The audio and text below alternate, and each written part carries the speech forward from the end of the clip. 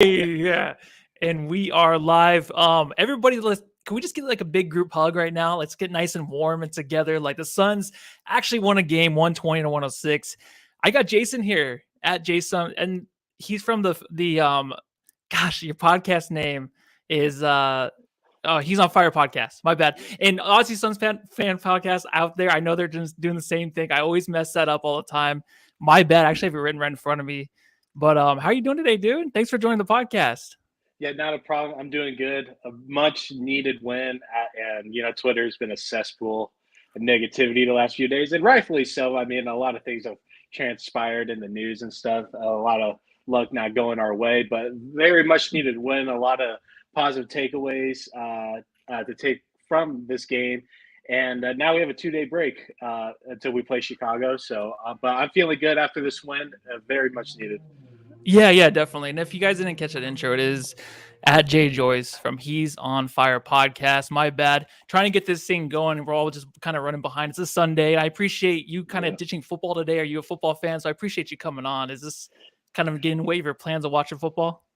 Yeah, like I'm a Cardinals and Browns fan, and they played against each other a little earlier, and no Kyler yet, so no need to root for the Cardinals yet. So and the Browns, they took care of business early, so switch right to this. So. Well, that's good. Well, I appreciate you being on, man. Are you drinking this early or not? Do you have anything to drink? I have agua fresca. Oh, there you go. Keep it safe, right? Today. Yeah. I was gonna say I got some coffee actually, so nice. I gotta go to Sam's Club after this. But today it's us two. John will be joining us. He's at Marley's today, I think, watching the Cardinals game, hanging out with some friends. So he'll pop in, give his 2 cents. I'm sure he was watching the game. Bobo was in. I'm sure he's excited, wants to talk about that. But let's go ahead and get this thing started.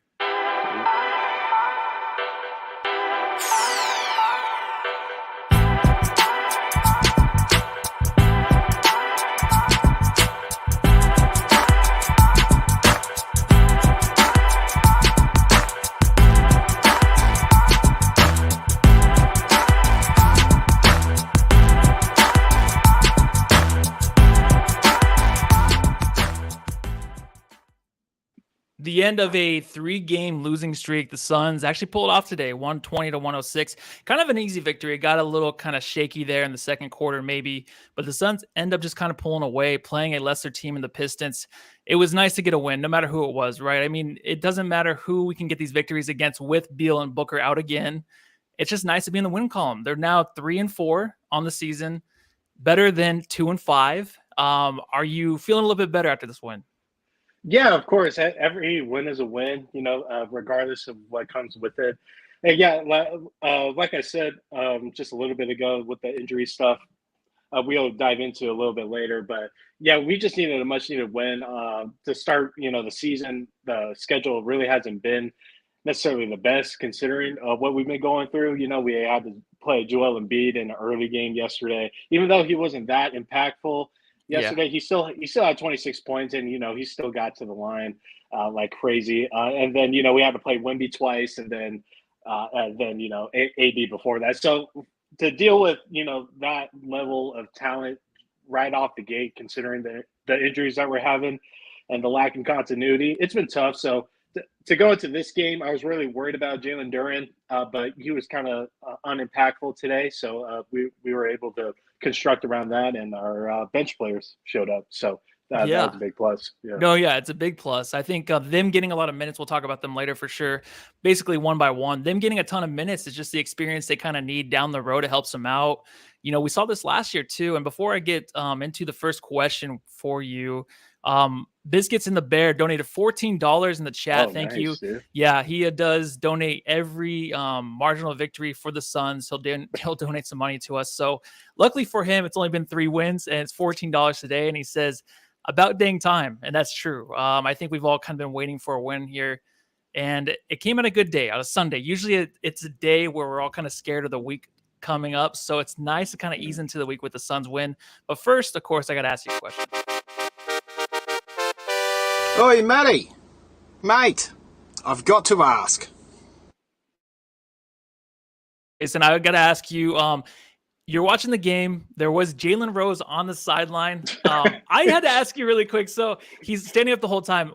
He's not on TV anymore, is he? They mentioned he wasn't. Do you know, is there something he did to get kicked off of TV, or what was the issue with that? I don't, or do you even know? Because I didn't look it up. Obviously, I saved the question for you instead of Googling it. So I remember a little while ago, like he gave a hug to Malika Andrews or whatever. And I guess it was sort of awkward. If you watch the video, like not really. And then like shortly after that, that hug on TV, he got kicked off. I don't know if it was during that time where everybody was sort of getting kicked off, because Jeff Van Gundy isn't part of the regular team anymore when they were making all those cuts. So I think Jalen Rose might have been part of that. So I don't know, but he was standing on the side like an uncle at an AAU game. You know? That just yeah, he definitely was. I don't know what was really going on, but they said like, hey, he wasn't on TV anymore, and this is for him to like kind of get more showtime, on air time. And I was like, oh, wait, what happened? I kind of missed Jalen Rose. I don't know if you used to watch back in the day with Bill Simmons. He used to have a podcast, and he used to sit around, do previews and stuff with him. That was my favorite Jalen Rose when he was with Bill Simmons. They haven't been together for a while, but I haven't seen him lately. So I just had to ask you that. But a real question I want to ask you is Drew Eubanks. We will get into him shortly. And well, we're going to get to him right now, but I'm going to use the drop in a little bit because sometimes the Jamsters are like, oh, you didn't play the drop yet. I just got to ask you a question first because this is the real question. Do you see him actually playing as the Sun starter once all the starters are actually back? So when Beal and Booker come back, is there a future where Eubanks, because after tonight, and I've always been a big Eubanks fan, do you see him ever making like a stint as the Sun starter? Not due to a Nurkic injury, but just like, hey, this guy is maybe a little bit of an upgrade. Am I going too far with that? No, and it's a very rational idea and stuff, and it's slowly starting to peel that way. But it's just tricky when you're dealing with upper management and considering when you go down the pecking order of like what guys are getting paid. Nurkic is getting paid like $15 million a year, and Banks is on a minimum. You kind of want to pay the $15 million guy over anybody else when you're sort of dealing with that. But when it comes to play, Eubanks has been pretty there between the ears. He's quick and reactionary, and he's been more of a plus than a minus through these first 6 games. And Nurkic just slowly played off the court. But going into the season, I already kind of had thoughts of Nurkic not closing anyway for this team. So if we can take, Nurkic minutes away and still be productive while we get more positive time with Eubanks, I'm all in favor of that. As long as Banks gets more minutes than Nurkic, which is what's playing like that, I'm totally cool with it. Okay, yeah. And I'm kind of on the same page. Let me just hit that drop really quick. Big Crank Eubanks. Crank that soul, now I mean you. Crank that soul, now I mean you. Crank that soul, now I mean you. Crank that soul, now what? He's kind of unbelievable sometimes on the court just because of his athleticism and the fact that he can kind of hit a pick and roll and just dunk over anybody at times. Sometimes he misses and may fumble it a little bit, but I kind of trust him more than Nurkic right now. But it's all about chemistry. I think the whole team itself just needs the time, even when the starters get back, to find themselves. There's a lot of guys on the bench playing a lot of minutes. I love the fact that you pointed out, like, Eubanks will get more minutes, and I'm all for that too. And I think he kind of just got to start Nurkic. But I kind of wanted just Eubanks to play more with the starters and just see what that looks like. I kind of hope they kind of get into that. John Doda says Eubanks showing that he's worth the 2nd-round pick we gave up for him. I definitely think so. I mean, he's had a few off games, but mostly I think he knows what to do. I think he has a high IQ on the floor, and it's kind of up to the point guard, whoever is running the pick and roll, to just hit him, just throw it to him. Like, today you actually saw that Eric Gordon hit him on a nice pass inside. He just grabbed it, dunked it right away, like instantly. He didn't bring it down, nothing like that, just straight up with it. And that's what you want from a center. But yeah, today, so to kind of go through the game flow, it started out like a little kind of sketch. The Suns, of course, in the paint defensively have been having issues. But today, like, it started out, there was 6-5 with the Pistons. They were up early, but they were going straight to the paint. Cade Cunningham was going in there. It was not looking good. But then all of a sudden, like, you saw that after they go inside, KBD, he started today. I want to get your thoughts on him and just how he kind of was impactful. If you saw this too, I did. I thought he was a little impactful on the defensive end in the paint, kind of getting some stops, kind of manning up Cunningham, and kind of being the little bit more longer defender that the Suns need in there at times. Is it his second or third game starting? I did miss last game, but he started second game starting. So your thoughts on him and how he's actually been playing himself maybe to a starting role? I kind of think he's getting there a little bit. What do you think? Yeah, if you were to look at the box score, you'd be like, how is this guy contributing at all? But the ball just flows better, and you really can't leave Keita open like around the perimeter. With Okogie, that was a big issue because he's not like a plus offensive player, and we've been kind of forcing it to him to see if he can a balance between the two things and try to make something out of nothing. But with Keita on the floor instead of Okogie in the starting lineup, the ball just flows better, and Keita processes the game just more quickly than a guy like Okogie does, and he knows when he's going to pass or shoot. And we saw that in that first Spurs game when he hit that corner three. He knew to tie the game. He knew right away he was taking it. He knows when the backdoor cut and all this stuff, and he's just a big body to have out there with KD. And Jusuf Nurkic with the backside help and also he just brings a lot of defensive pressure and a slight offensive edge, compared to having Okogie out there. Yeah, I mean, it's just the length we kind of need. I don't know if there's anybody that can really fill that role defensively inside to help us out, but I think he's closer to that in a way. And I swear, Jamsters, I'm not really trying to do this backwards, but I will hit his drop. I kind of just get into a conversation and want to go with it. So let me just hit that one because the Eubanks one I love. And this is probably my second favorite. You're down with KBD. Yeah, you know me. You're down with KBD. Yeah, you know me. Who down with KBD? Every last lady. Yeah, and then Michael Kolb says crushing the boards too. So tonight for KBD, he does finish the game with the stats of 20 minutes he did play, 0 points, but 6 boards. And I know someone actually did put in the chat too that his shot is a little shaky at times. And tonight you kind of saw that he's kind of picking up more confidence. I think when he first started playing for us, even in the preseason, you're just like, wow, this guy is not really bringing a whole lot. He looks very insecure out there. Now he's kind of picking up more confidence, kind of filling his role defensively, I think, helping with the boards. And I'm okay if that's all it is, because I think 2 games ago, I saw him getting to the rim and trying to force shots at the rim, trying to use his body to push the guy off. That was nice to see, but he doesn't really – I don't see anything else from him offensively, and that's fine. I think offensively, you can count on other guys.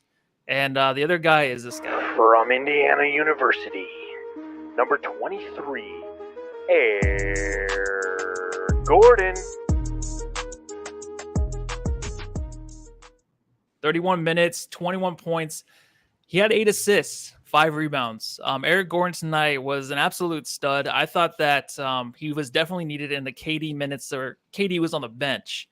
We needed him to step up, and I think there was always a big issue the last few games where KD's on the bench, and the bench and whoever's out there can't really hold their own while he's on the bench. So I said bench a lot there. But what do you think about Aaron Gordon, what he's kind of bringing to this team? He looked tired as hell, I felt like, when he was out there to start the game, kind of like, they played a game last night, but like he was all up all night at the strip club or something. He looked just exhausted just walking out on the floor. But I was like kind of worried, but then he kind of just filled out the stat sheet, dude. Your thoughts on him tonight? Eric Gordon was great, and what he did today is exactly what we've been asking for since the injuries, first brewed up. And again, it's the pecking order, next man up sort of mentality. And it just seemed like Gordon didn't know, like in the non-KD minutes, he was like the number one option outside of KD. Today he took an initiative and he really ran with it. It really gave Kevin Durant a good amount of time with sitting on the bench and us actually running up the score while he's sitting down as well. And his passing was there, him driving to the rim, his bully ball activity was amazing today because for whatever reason, Monty wanted to go smaller and it just wasn't really doing anything when it came to Eric Gordon driving. But he was just banging on all cylinders today, and that's exactly what we've been preaching for. And hopefully this is more to come from Eric Gordon. Yeah, I mean, a lot of these bench guys, we're getting a lot from them. Does it kind of remind you of last year where, like, we got a lot of Jock, early in the season, a lot of Bismack, and they kind of like held their own, but they were playing so much minutes. And then towards the end of the year, they kind of fell off in a way. To me, they did, to where they kind of got tired, I feel like, because they were playing so many minutes due to injury. Right. Do you see this with Eric Gordon? Because I think he might just be built for this. He's a guy that's not going to start when the other two come back with Beal and Booker, but he's a guy that's going to play crunch time minutes. He's going to play some crunch time minutes. And I think he's kind of used to this. He's kind of used to, you know, having a lot on his shoulders to carry an offense. And in the fourth quarter, when he's like just hitting up guys for wide open shots, it's just nice to have that, because sometimes you might think he might be kind of ball hoggish in a way to get to the rim, put up the threes, you know, shooting those 27, 28 feet 3-point shots that are just insane. And that's his spot. And then when he misses it, it's like, oh, dang, this kind of sucks. Like, pass the ball up. But he never has gotten to that point for me. It's like every game he comes in, he's running his plays. He's doing what he can to help teammates. Either his shots are falling, they're not. So I think he's been kind of just the most consistent guy. And it's just, it has to stay consistent through the whole game. And it kind of reminded me Book-ish a little bit, where today in the fourth, where he was just fighting guys and not trying to force too many shots. He got the technical. Any thoughts on the technical? Were you worried on that time where like he got the tech? Did you think that might turn the game a little bit? It was like a 17-point game, but he got the tech because he didn't get a foul called. And do you think it was worth the tech? I didn't think he just slammed his hand on the floor. I guess, was he looking at the ref? I didn't really see a replay, so I don't know if you can clarify that for me. All game, Eric Gordon was driving in, being aggressive, and there was a few times Detroit did get away with some contact, and you hear Eric Gordon yelling and stuff, and that was just another incident of him driving in, and he kind of got clobbered a bit. It was a lot body, and then whoever he drove in on hit the ball, but yeah, he like flew into the padding underneath the hoop, and he slammed his hand down, and like it was a frustration thing. The refs were throwing out techs, but it kind of went both ways throughout this game, so it didn't really matter to me. Yeah, there was a tech though at the beginning of the game I thought I loved. For this guy right here, I think Frank Vogel was really protecting Kevin Durant. Who the heck are you? I'm Kevin Durant. You know who I am. Y'all know who I am. Did anybody see a sniper? Did anybody see anything? I'm one of the best players to ever play the game. 41 points. He stayed in there to make sure he got 41. 2 minutes left in the game. They're up by 18 or something. He's still in. He has to get 41. I mean, he's definitely earned it. He's filled out the stat sheet every game. His field goal percentage isn't always the best, but it's like 14 for 27. I know he's below 50% last game, but I'm fine with it. He went through like a cold stretch in the second quarter where the Pistons kind of got back into the game because KD was missing a lot of shots, difficult shots. But he hit one towards the end of the half, and that kind of caught him on fire for the rest of the game. EJ did point that out, but that shot he hit towards the end of the half really helped him for the rest of the game. It was a combination, right, of Kevin Durant just filling up the stat sheet, getting his own, and then the rest, I call them like his minions, meaning like Eric Gordon, Grayson Allen, like all the other guys around him kind of doing what they need to do to keep that lead afloat. Of course, like, I'm going to ask you your thoughts on KD, but it's just awesome, right? I mean, there's nothing else to say. It's just nice right now. He's helping out so much, and even more than I thought, with Beal and Booker being out and just hanging in there till those guys get back. I like with KD, it's all about him being comfortable. Like we didn't really see that. We acquired him last year. I mean, it was progressing to that until he hurt himself in warmups, and then we just spruced in playoff basketball, and it never really, cohesively fit at, throwing them in there. And then Monty's system didn't really have him excel to his highest capability. And to start the season with, two of our other stars being out, limited, his ability to really carry in a sense. And like for Kevin Durant to be doing what he's doing, still getting his shots, getting double and triple team, getting hacked, and still putting up these numbers, being 12 of 12 from the free throw line. He was really aggressive today because he was just abusing matchups. And 14 to 27, I mean, that's pretty decent, but him being aggressive and getting to the line as much as he did. And honestly, he should have been at the line a lot more today and yesterday as well. That's just showing a willingness that Kevin Durant wants to win, and he's willing to push through this. And when we get to the time when both Book and Beal are on the floor, it's just going to come easier for him, and he's going to be getting like the second or third best defender on the team. So He was great. Yeah, Absolutely yeah. great. And the free throw thing, like, I feel like he gets fouled so much. And of He course, we're both does. homers, He but he does. gets fouled all the time. I don't know if the rest think it's because he's older and he's more frail or something where he is going to get pushed around a lot more. He can't really hold his own like he used to. But defensively, like the guys that are on him, like off ball, they're just all over him. They have hands on him. They're pulling him. They're tugging on him the whole time. They're pushing him. They're giving the business. And KD's falling over the place. I don't think it has to do with KD being so tall and skinny anymore. I think it's these guys are just so aggressive. And KD's so frustrated, right? And the question is, like, does he get more foul calls going forward? Or with Beal and Booker coming back, if they ever do, I'm just joking, they will. When they do come back, do you think that he won't have as much pressure on him defensively and he'll be more, just free-flowing and kind of just having good off-ball offense where he can get open quicker, a little quickie, and get quicker, like, looking shots when Beal and Booker are back? Or, like I said in the first place, do you think it's just going to be something where the refs will give him more calls later on? Because I like the fact that Vogel in the first quarter stood up for him. It was an early tech, but it was much needed because your star out there, the guy that is your star and that needs to get the calls, has to be recognized. So I love that by Frankie, but do you think like he'll get more calls going forward? Because he needs to, right? Yeah, for sure. And with Book and Beal coming back whenever they do, with Kevin Durant also on the floor, you're not going to be wanted to zone against this team. So it's going to be a lot of man-to-man coverage.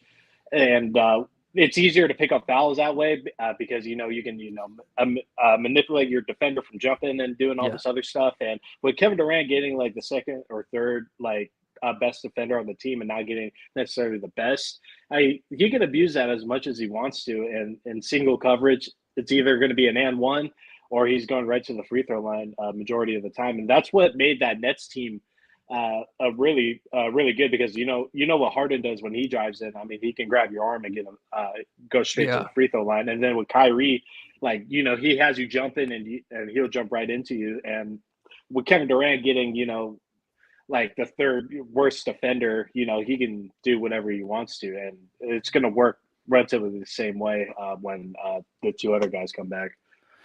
Yeah, it's a matter of time. And I know someone did mention in the chat, it's just the Pistons. You got to beat the Pistons. But right now on a back-to-back, this team just has to get any kind of wins they want. Vogel did come out and say in the press conference that, you just got to go out there and play hard and you got to fight for these games because these guys aren't playing right now and you got to win when they're out. You got to learn how to win when these guys are out. So any team that goes through injuries have to figure out a way to get wins, whoever it's against.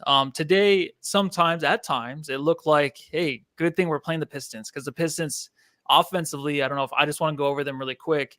A few of their players, just your thoughts on Cade Cunningham, Durant, I always call him Durant, but Durant, Jalen Durant, the center for the Pistons. He has some positive vibes out there. I think he definitely is a guy that plays hard and wants his own out there and is very physical. But your thoughts on Cade tonight? I don't know how he's really played the rest of the season, but for me, what I'm seeing is a guy that he has a lot more growing to do, obviously, like with his IQ. But do you see that? Like, I just don't know. The shots he's taking to me just don't look like the best. You don't have to agree with me, but I didn't really like what I saw tonight. It doesn't mean the rest of the season, early in the year, he hasn't been playing fantastic because I haven't watched yet. But tonight, what are your thoughts on him and even Jalen Durant, and how he's been this season or tonight? I like the Pistons young core. I'm not a big Killian Hayes guy, and Monty keeps on yes. I got a comment in Subreddit Stakeout about that. Yeah. Oh yeah. yeah. He's not the favorite. Is Jaden Ivey injured? Or... Yeah, he was out. I think he's sick with like the flu or something. I think he's just sick. That's what I heard. At Subreddit, they're like he's out sick, and then they made a comment about Killian Hayes getting minutes, and you'll find out. It's pretty funny. But yeah, no, I really like this young core. I like the Thompson twins. Asor Thompson, he's more of a 3-and-D sort of guy, point of attack player counterpart to his brother. Asar is really good. And then a big stew or a beef stew, what the commentators keep on calling him and stuff. Is that what it is? Yeah, they call it beef stew. That'd be so fun. I always like for like a drop on the podcast for John to make beef one of stew. beef stew. Yeah, So that'd be good. perfect. Yeah. But Stewart is really cool. I mean, he's a big body, big dude, and like he's just tough, and he's a busybody in the paint. And yeah, Durant, he's on the verge of a breakout season. He has his moments when he looks like a top 5 center in the league. He moves extremely well, and he's very sound, and his positioning is always really good, and he's a double machine. And I wouldn't be surprised in a year or two he's averaging like a 16 and 12. Like that's probably basement level of his potential there. And I'm a big Durant fan. And then with Cade, like he went out early last season. He didn't play all of last season, and he's just sort of bouncing back. I do really like Cade, and I think he's just figuring it out. That's just what it feels like to me. He still had a pretty solid game. I mean, he shot 50% from the field, 12 of 24, 26 points. He definitely could have gotten more. He did have that nice start to start the game, but he cooled like tremendously like in the second quarter, and we really didn't hear much about Cade. And then Saucer kind of took over the game from there. Yeah, he was lighting us up. But no, I like what the Pistons got going on right now. It's just figuring it out, really, and not playing Killian Hayes and get Jaden Ivey back in. So yeah, I mean, he is averaging 22.7 points and 7.5 assists on the season. Looks really good. And the stats do look good tonight. I just thought at times I thought Cade was a little bit better than this, but he'll get used to it. I think that whole team is just trying to gel and make sure that they can get him some good looks, and also he can set up his teammates. I think that's the kind of player he is. He seems very unselfish. He'll get there, definitely. I just thought tonight was kind of off, and it's funny. Like I say that, and I look at his stats. I'm like, oh, those are good stats. Like that's just the way I am, though. Like I always just watch the game. And I'll look at stats after, obviously, not to like later in the podcast. I just go off of just what I saw. But yeah, great stats tonight. But this guy, his stats wasn't too good. Nurkic watch. Oh, Nurk. Yeah, you know what? I don't know. He had the one pass with Katie in the fourth that was really good, but he always has the one where he throws it out of bounds, and there's some miscommunication there. Tonight, though, I don't know what your thoughts this season so far with Nurk. He's been kind of down in a slump lately. It's not looking too good. I think that when he gets on the pick and roll, and he's going towards the rim, and there's like a power forward in front of him, he still passes up. Like wide open to the rim, there's some defense coming over. He will pass it up because he can't go over anybody. His layups, he's missing every layup. Just your thoughts on Nurk, man. I mean, tonight when we get the win, you kind of overlook it. And I've always thought too in my head, like I'm not going to get too involved with this guy and get so emotionally involved like I was with DeAndre Ayton. But now it's just kind of like, do I just need to wait 20 games? Do I need to wait longer and just see something? Hopefully there's some kind of glimpse or some kind of role or some kind of streak he can go on to where he looks great. But your thoughts on him tonight and just this whole season so far? Yeah, it's tough. And, everybody has that expectation of at minimum what DeAndre Ayton can do on a night-to-night basis. And what kills Nurkic is his literally zero production on or just the zero output that he puts into his lack of athleticism. Like he has no athleticism.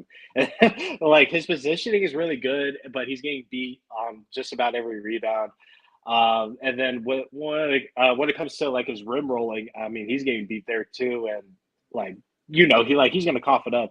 And we saw Nurkic in the preseason with the Stars, and he looked, great, and we were willing to, downgrade in the athleticism department to get a more offensively sound center. And that's what Nurkic is. And like, I knew going in that Nurkic is probably going to get dominated by Anthony Davis and Victor Wembanyama and stuff like that.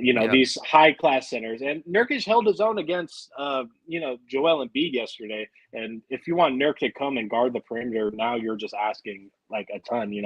DeAndre Ayton, he banged on a lot of things, and a lot of those things involved athleticism, and we're not used to seeing an agile sort of center like Jusuf Nurkic, and with him literally shattering his leg just a couple of seasons ago.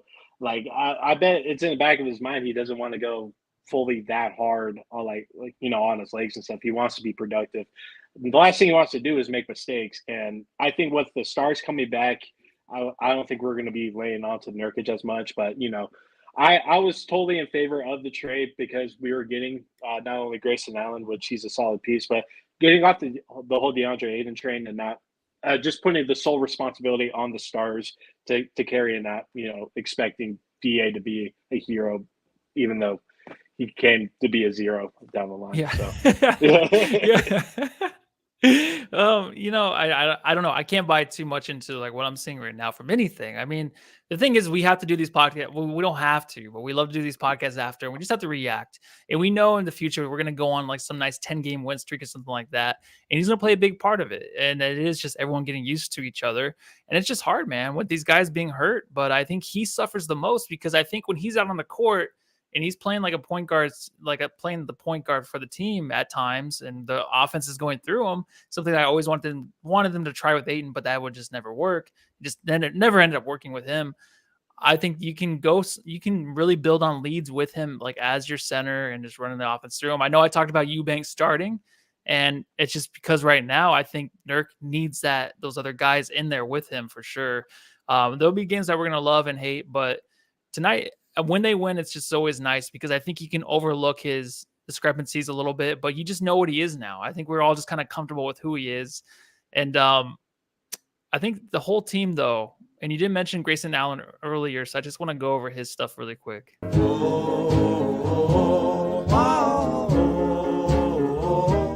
Oh, Grayson Allen, our fuck shit up guy. You mentioned like just the whole team getting gelled and stuff. I think Grayson Allen's playing a lot of minutes that maybe he's not used to yet, but he just comes out and he's just ready for it. I think today he came out, got 2 turnovers right away, but then he had the 7 points and 2 assists right after. He helped extend the lead, but it was always fighting out there, and he can really take advantage of these teams that are kind of weak defensively against him. Offensively, he can take it to the rim. So that's fine. I think tonight is just one of those games where he can really take advantage of the defense. And your thoughts on him, but also, let me change the graphic really quick. Where's the Grayson Allen? I'm not talking about Nurkic anymore. Grayson Allen, yeah. So with him just having a decent game again, and you said like getting him back in the trade, Nasir Little, who didn't play tonight, but with Grayson Allen and Nurkic, those two kind of make up a lot of what we were kind of missing from DeAndre Ayton. And I just mean, with Grayson, we do say he's our fuck shit up guy, and it does make sense because he's on the ground a lot, but he's kind of getting used to the team where he's not making the big mistakes anymore. He did have the 2 turnovers early, but he was turning the ball over a lot earlier this season. Yeah. Do you see him just being more comfortable? I mean, with the minutes kind of piling high for him, does he look comfortable to you more now? And are you excited for him to actually come off the bench with Eric Gordon in the future? Yeah, of course. And there's a reason why stars are the stars and role players are the role players.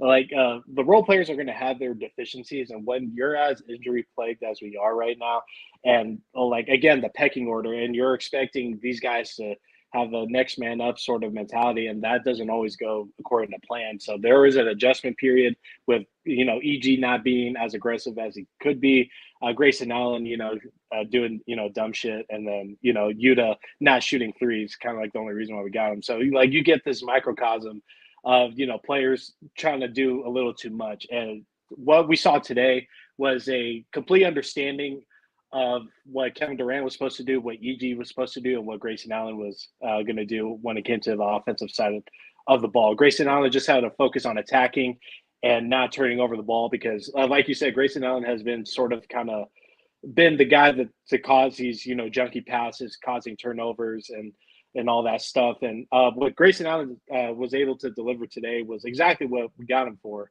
And what made us pull the trigger on the trade was, be a smart IQ player out there, shoot your threes when they're available to you, and dive and dish if you need to. So what Grayson Allen did today is exactly what we got him for. And playing out of position is tough, but I have trust in Grayson Allen which I don't think those words have been ever put together with Grayson Allen before. Yeah, so. it's just the thing is like we loved him so much in the beginning, especially preseason. We loved him, and like he went through some slumps. And I think the thing is like we have to realize too, like these guys coming off the bench and they're actually in starting roles.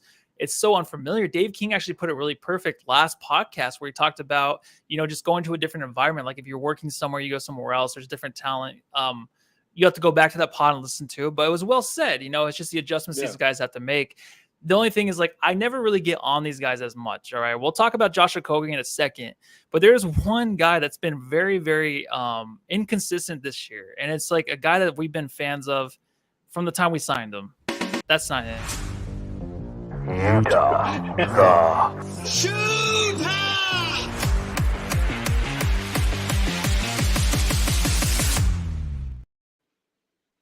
Yeah, Yuta is it seems like he makes a good play. One play is maybe when he was playing good defense, but he goes up for the pump fake and gets drawn to a foul from Cade Cunningham.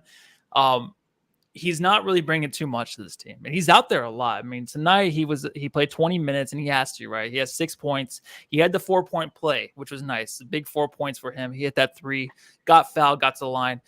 There's just things that he does defensively where he is just so far behind still. When he first started playing for us in the preseason, I'm like, I like his craziness. It's kind of controlled. Now it's just too crazy. Now it's just too much.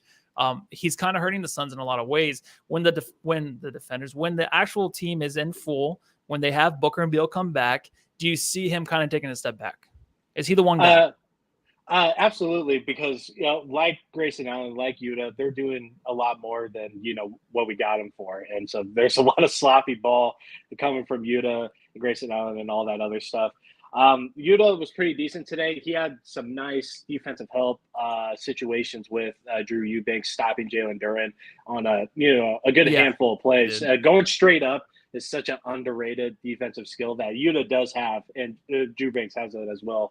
But Yuta, like we got him for the corner 3-point shooting. That 51% from the corner is a super sexy number to get for a 3-point shooter. And that's what we got him for. And that was in the expectation of him, being able to deliver on the defensive side of the thing. And what's really killed Yuta and what's made him look pretty shitty was really his overhelping, because he overhelps and then he leaves, Devin Vassell wide open. Or, he leaves Saucer today. What is it, Saucer, whatever? I think it's Saucer. Or I call him Sassy Saucer. I don't know. Sassy Saucer. Yeah, he's sassy as hell, man. Yeah, if you leave Sassy open on an overhelp, you're just creating more offensive opportunities for these guys. And Yuta, it seemed like today that Frank Vogel really kind of just hammered home into his head, like, don't overhelp. Like, if they're driving in, that's when you can sort of dish in. And it seemed like the zone was working more in his favor because, you can beat Yuta on a man-to-man, But we got Yuta for the 3-and-D play. And, if he's playing outside of that, then we're kind of asking a little too much, just in my opinion. Yeah. No, I think so too. But he's like so close to really getting there to the rim and getting some good shots off in the lane. He's getting there. He has a pump fake, and before the season started, I said I feel like he has a good pump fake. Like he's a good 3-point shooter. There's going to be some defensive help out there. They're going to be going for the pump fake. Then he can drive to the rim. He's been doing that, but he got called for a travel on one. Then he just kind of has these bad takes. Like he's left-handed, so he's going across to the right side. He got to fade back into it. He made one, but he was traveling on that play. But I think he's just so close. So I know I said he might take a step back, but I feel like he is close in certain situations. Like you said, there was a handful of plays defensively, he looks good, but then the ones that are kind of bad, like stick out more to me. I'm like, damn, like, can this guy kind of get a break sometimes? But I think he is kind of close. The next guy we'll talk about, Josh Okogie. He took a step back, went back to the bench. So I want to get your thoughts on him. Hey, Joe. Where you going with that gun of yours?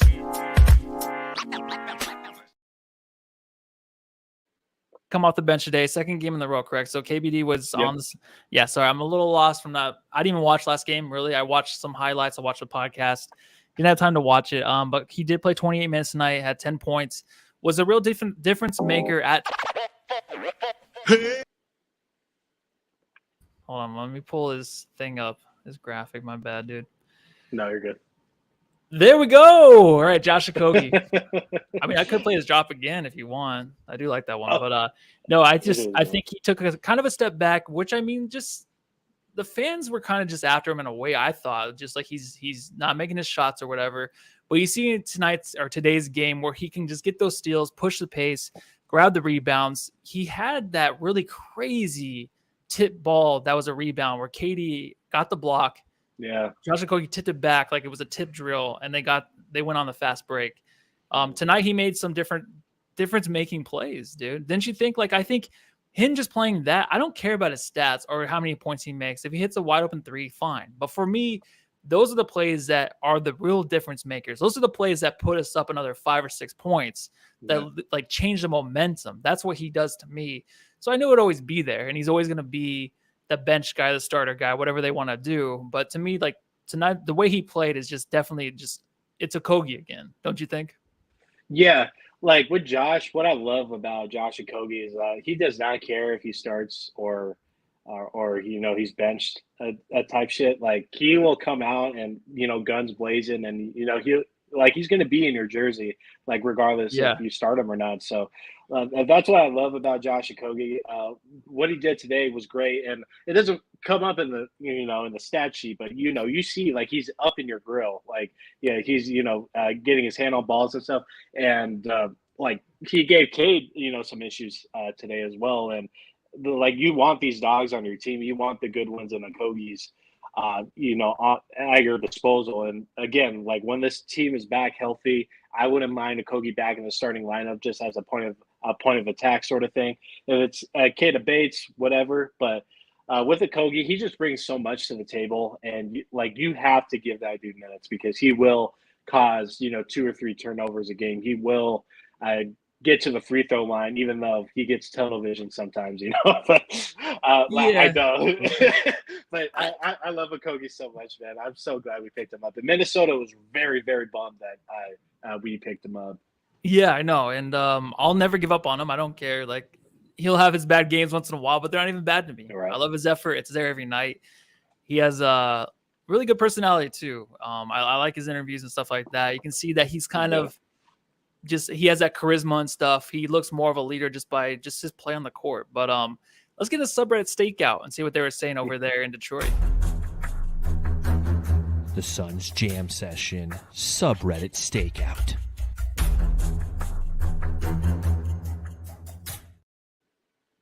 If I didn't tell you already, just make sure to go ahead and like, subscribe.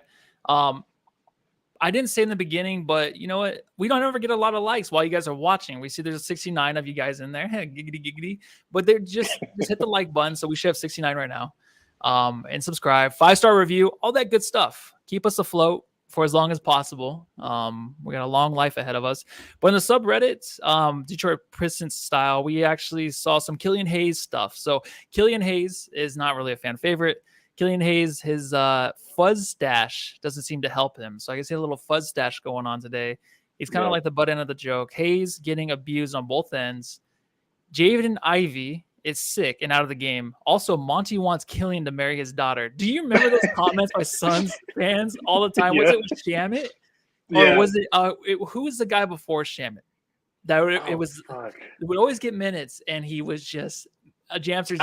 You guys. I mean, Nader too. He said Nader. It was Nader. Yeah, Nader was the one that would marry Monty's daughter. That was the one for sure. So like, oh, that rings a bell. It must be a Suns fan and Pistons fan.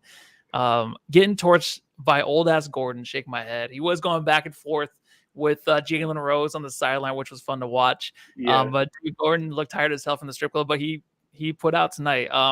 Look at the Rooks hustle. So I think, like you said earlier, like the Pistons have a lot there. And really quick, what are your thoughts on just Bagley?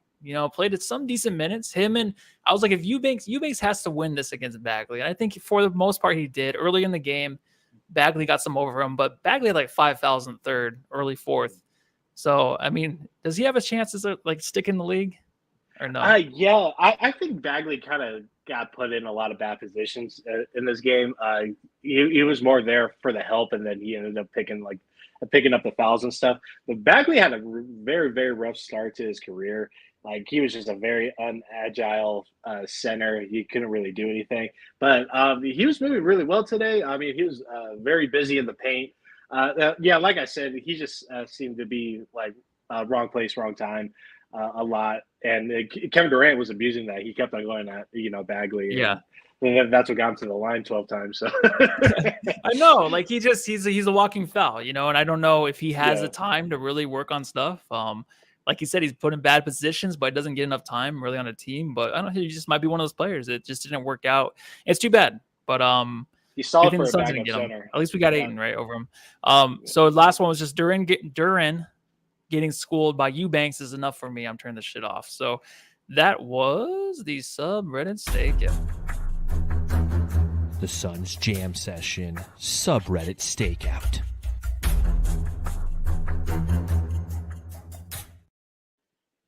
So up next, we got the Jam Star of the Game, guys. Get ready.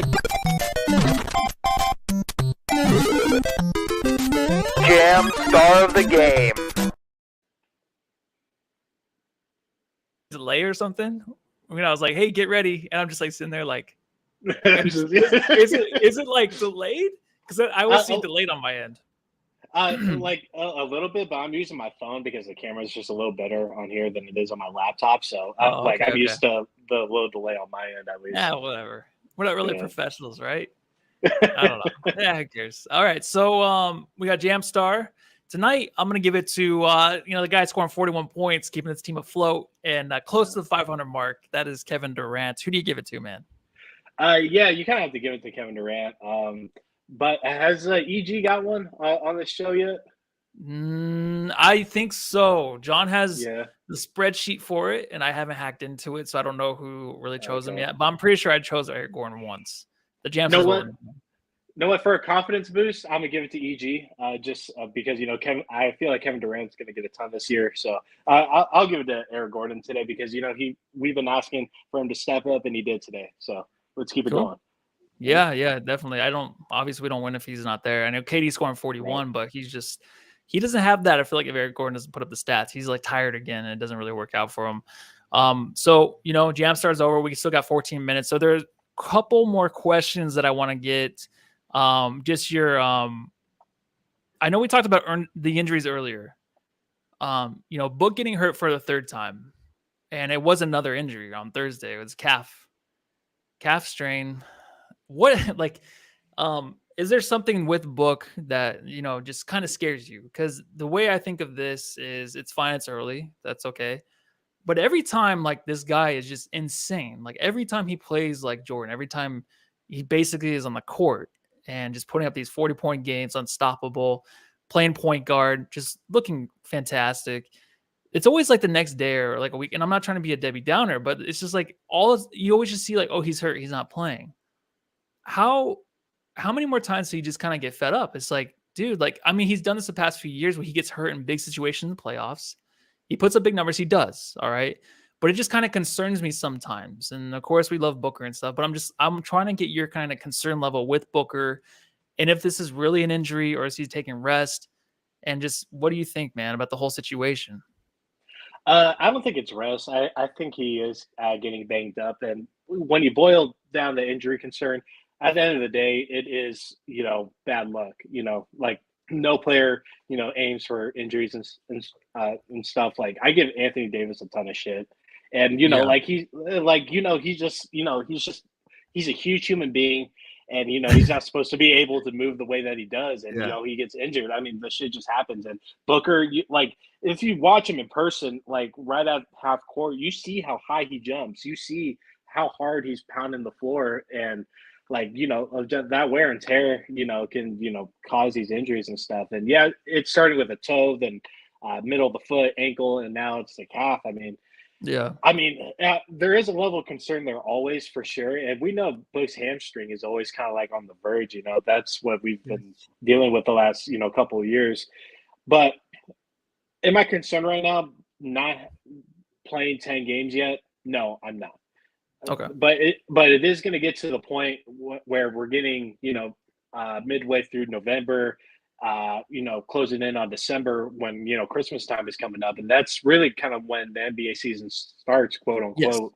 Yes. And John Morant's going to be coming back. And that's sort of the, like, when Jaw's, in team practices, like that's when, we're getting close to, the, sort of the start of the season for 25 everybody. games. Yeah. 25 Yeah. So, games, that's the start, yeah. Yeah. So, if you want to use Jaw as a timetable, I mean, yeah, go ahead with that. But it's very unfortunate, and I love Book to death, and I don't think conditioning is the issue. I just think, it's just a string of bad luck, I mean, we see Book putting up MVP numbers this season, the 2 games that he has played, I know. and if he just stays on the floor, I mean, there's a conversation to be had for MVP and stuff, and like Book is not a guy to rest. He just isn't, So KD's been, he's been there, and he's got a few wins without the guys, but with Book's absence, you see how bad the team is. So maybe this helps Book's MVP chances. The only thing that just scares me is just how often he does get injured now, kind of, and 3 injuries already. It kind of frightens me a little bit, but I'll be okay. I mean, it's just reaction after the game, and I'm just sick of waking up and looking at tweets and or waking up. That's what it is. When I wake up, that's what it is. You wake up, you look at your phone, then you see fucking Dwayne Rankin being like, "Oh, he's out. Don't worry about it." Exactly. It's like, come on, could we just get through this? Could we get through this season or get through the first few months and just? I don't know, man. I'll stop worrying about it, but I just think that once he gets back, just take it easy. I don't know if he got re-injured because he came back too soon. I don't believe in that. I think he was ready and just got hurt again. Hopefully it's not one of those years. And I'm not putting my energy into that. I'm putting into good vibes in the universe. I think the Suns will get together in a couple weeks. They'll be in full strength. I think Bill will be back in a week and a half. That's how I'm feeling. Book will be back maybe in a couple games. Who knows? Maybe a couple weeks. But we have to deal with it. And just that's why wins like this are so precious. Yeah. One last take from you in the Jamsters. So Jamsters, and thank you for joining me again, man. At JayyJoyce. He's on Fire Podcast. I remembered at that time. Go out there, follow him, watch his stuff. It's actually good. It's some good stuff out there. So some good Suns content. Do you still do the Cardinals too, or is it just the Suns? We're doing mostly Suns right now because we're with Arizona Sports Underground and Joe over there. He runs a really good Cardinals podcast as well. And he does a lot of good work there. So he more covers Arizona Cardinals stuff, and we can focus on ball and makes it easier. So okay, awesome. Yeah, I just wanted to make sure because I remember it was some Cardinal stuff I saw from you guys, but mostly Suns. That's all that matters. It's a basketball town, so stick with that. So yeah, my last thing is the in-season tournament. Mm-hmm. Your thoughts on it, the courts and all of it. Do you think it matters? My takeaways, I like the course. I think it's cool. I think it's fun, it's flashy. It kind of hurts your eyes a little bit, but the fact that when you think about the team winning it, what are going to be the thoughts? When they're interviewed, hey, you guys won. How do you feel? What are they going to say? You know what I mean? It's are they going to be made of, if they're the Clippers, if they're even the Phoenix Suns winning it, isn't it just more embarrassing to win that and then fall short? You get shit on even more. It's hey, the only championship the Suns ever won in the season tournament. Is it going to backfire, or do you see it as something positive? Of course, I love the competition. I don't care. I'm not the one on Twitter just bashing these guys for not winning championships, or I'm just not that type of guy, but I could just see it kind of backfiring. Do you see it going that way, or are you just having fun with it and you just don't care? I'm having fun with it. And one thing I do love about Adam Silver is his willingness to try anything. And he's open to everything. Every basketball league across the world has some sort of mid-season tournament. I'm totally open for it. And that gives more opportunity for more competitive games, playing in neutral sites. And this year it's going to be in Las Vegas in that, in the championship game. And I just think it's really cool. And then with the courts going along with the city edition jerseys that these players are going to have, it's going to be this whole hurrah sort of thing. And we've already seen some really, really good games. I mean, that OKC versus Golden State game the other night, literally came down to the wire, which should have been a goaltend on Draymond Green, by the way. So seeing. I'm totally open to it, and I'm if people want to bash on the court design, it's cool. They'll figure it out during the time, but it's up to the players and the fans to accept it and try to make it what it potentially can be. It's about trial and error, and it's worth a try. I mean, if they shut it down tomorrow, then if one team has the midseason tournament championship trophy, that's one trophy that no other team has. So it's like, Yeah, it's I cool. know. I just think it's kind of funny because if the Clippers win it or some team that's never won a title, it's like, oh, you guys won this, but it doesn't matter, right? But I think to me, every game matters. Preseason matters. I love the competition that we have from Booker. Like, he's our leader, and that's the way we should always play. But yeah, I like how Adam Silver does try new things. I think it's fun. There was something thrown out there. I think it was Tyrese Halliburton did say the winner of the tournament maybe should just get an automatic bid into the playoffs. So if you are the Spurs and you end up winning, you take the spot of the 10th seed, or you know what I mean? Like, you can automatically just jump them. So the 10th seed in there that's playing for the 10th seed has to get to the 9th seed. And then, you know what I mean? Or maybe there's like a 1-game playoff for that. So I think that's kind of interesting to make it worth a little bit more. I know they did get some money, but do they get wins? I didn't ask that, did I? Do they get a win or no? Like extra wins for it? I forget. I don't think isn't it just money this year? Oh, well, I think every player gets 500,000. Yeah. But then what else do they get? I think it's just a 500,000 the trophy. Okay. And then the extra for some reason I thought they out. get like an extra win like in soccer. I don't know why, but I mean, I thought that was thrown around. I don't know if that was official or not. I'm honestly kind of still confused with it. I'm just watching the games as they go, and once the commercials come on to break it down, but okay, that's cool. But yeah, I'm a fan of it. I think it's kind of cool. It's just kind of hard to watch. I kind of want to go to the game when the Suns play the Lakers and just see what it looks like in person. I think that'd be pretty interesting. It's just kind of hard to see everything going on the court. So before we get out of here today, any other thoughts? Anything you got for us before everyone goes and likes and subscribes and does all that cool, crazy shit? Yeah, I got a couple questions for you. So with the city edition jerseys this year, they've been getting a lot of shit. I don't know if you've seen all of them. What did you think of Detroit's tonight? What do you think of ours? And what do you think about all the other ones that you've seen? Detroit's not too bad.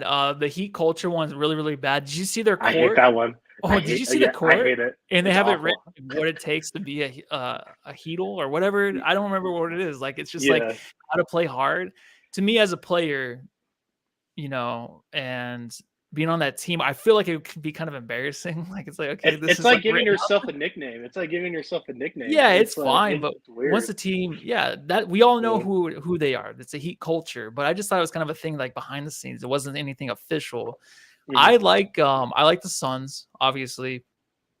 I haven't seen too many. I mean, I have, but I haven't been like, oh, that one sucks. I think the Celtics ones look pretty cool. There's some nasty looking courts out there kind of for the play, not the tournament, but the actual just city edition, because we have our own court now too. That's just city edition. It's not part of the tournament. I like that court. I think that court is fantastic. If you haven't seen that one, the LVA one, the purple around. I think the one thing they messed up with the Suns court this year, to me, is just I thought it should have just been all purple. I don't like the black, so I think they should have just had it more like the LVA one. That would have been perfect for me. But so far, it's like I gotta kind of see them in person. So when they're put up on the web, on the internet, I just I can't really get a good takeaway from it till they're on the players on the court. So I don't know till I see them. So Heat culture one sucks for sure, and that's all I really know right now. What about you though? Is there one that sticks out that's just nasty? The Heat culture one was pretty bad. Like I liked Detroit's. I thought it was really cool. Giving homage to the bad boy era, probably the funnest time in Pistons history, which I thought was pretty cool. A lot of them are pretty bad. I gotta say the worst one is definitely DC's. It's like this like Dungeons and Dragons fucking uniform. It's awful. Oh, really? There's like orange in it, and it's so weird. It is so weird. Let's see. Okay, I just gotta look it up really quick. The Wizards one you're talking about? Yeah, the Wizards one. Yeah. Okay, yeah. That's pretty nasty. The district. Yeah, I didn't see that now. Yeah. It just looks like the lettering of like that place you go watch jousting at and have dinner. You know what I mean? Yeah. That's what it looks like. Yeah. So Dungeons Medieval Night or whatever. Yeah, some of them are pretty nasty. I think, I don't know, just one last question too. Do you think the NBA is getting a little too carried away with all the extra stuff? I mean, it's all about sales. It's all about marketing. Yeah. I think even John said his wife, my sister, liked the new courts. My sister said it looked cool. But then I don't want to throw like just the girls like it. You know what I mean? I don't want to do that. It's just like maybe it's more appealing to the young kids out there. You know what I mean? So maybe it works, maybe it doesn't. But like you said, the fact that he's trying stuff out, I love it. It's fine. Just if it sucks, it sucks. Who cares? At least they're trying. If he wasn't trying, we would have guys like Bill Simmons who trashes on everything. Everyone would be saying, NBA, switch it up, do this, do that. Well, he's doing it, and where he's giving it to you. Whether or not it works, if it doesn't, it won't be around next year. So I'll leave it at that. So I enjoyed basketball, and I just like watching the game. That's all I really care about. Right. And with like the NFL, like it could come off visually stale because like why is it so hard to get a new uniform in? Why does it take a 5-year period to like, revamp a certain look? Like, why did it take so long to have an alternative helmet? It's like I like the differences every year, with the NBA, it just it keeps it fresh. Yeah. No, I think so too. And it's a longer season. So it's just, there's more experiments. And for that, I think we're all finished up in here. Is that it? Are we good? Yeah. All right, Jansers, thanks for hanging around all Sunday. Suns do get the victory. We're excited. We can head into Monday and just be a little bit more happy. Anything else before we get out of here? I want to say my goodbyes, but before I say go home, love your family. Is that it? Just like to subscribe to He's on Fire podcast channel. Listen to us there, and then I'm gonna be starting up a YouTube channel soon called the Pull Up J. It's gonna be nothing but NBA content as well, just outside of Suns. And I've been sick, so like vocally it hasn't been good. So I'm waiting until I kick it, and then once you follow me on Twitter, you'll see the first video posted. Sweet. Yeah, keep at it, man. Yeah. Just keep at it and keep pumping stuff out there. Eventually, things will pick up and stuff. So after all that, go home and love your family, everybody. Yep.